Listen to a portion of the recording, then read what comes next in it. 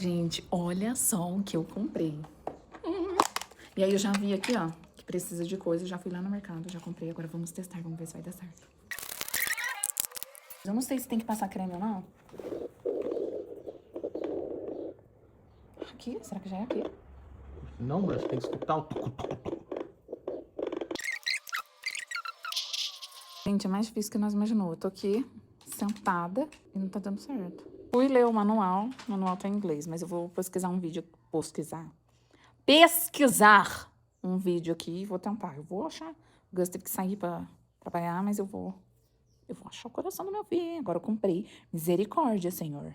Gente, eu vi a mulher coisando. Aí, tipo assim, se dá 70, 80, é o cordão umbilical. Do neném tem que ter 120. Foi o vídeo que eu pesquisei, a mulher falou. Aí ela põe o gel aqui nesse negócio. Só que eu não tenho gel. Então eu vou pôr esse creme aqui. Vamos lá. E ela aperta.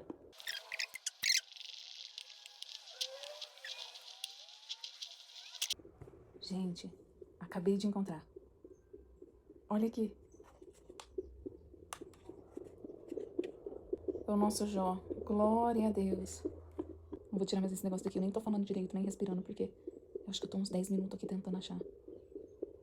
Estou incrédula. Meu Deus, isso é muito bom. Não vou fazer mais nada da minha vida, só vou ficar aqui agora.